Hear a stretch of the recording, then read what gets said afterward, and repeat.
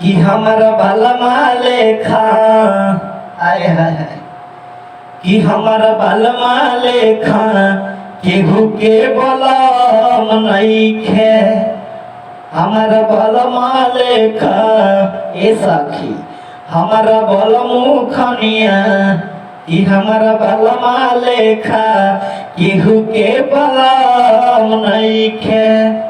साच कहिला हमहु बतिया अरे साच कहिला हमहु बतिया कुछु के गम नइखे साखी अरे कुछु के गम नइखे साखी कि हमारा भलमा लेखा कि हमारा सजना लेखा केहू के सजन नइखे।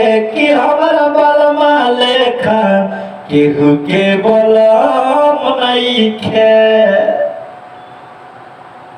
सब दुख दूर भइल सब बाटे सुखे कहियो ना रहिले हम से जिया पछूछे।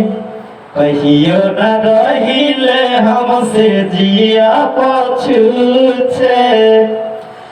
आवेले बलमु बड़ा प्यार करेले भरे अकवारी हमके से जिया पधरेले।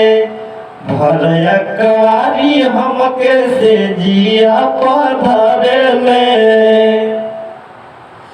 जैसन बात हमारा केहू के सलाम नइखे।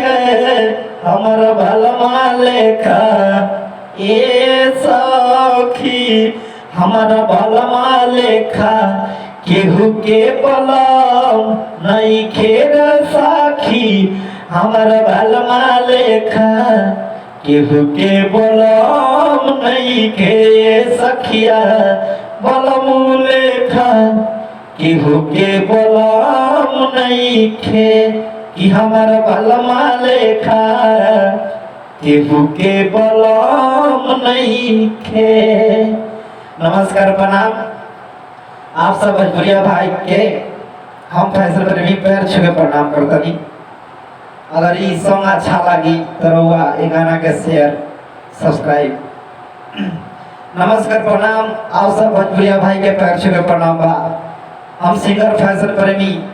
अगर ये गाना आप लोग के अच्छा लगे तो हमारा चैनल के सब्सक्राइब शेयर जरूर करें। नमस्कार प्रणाम।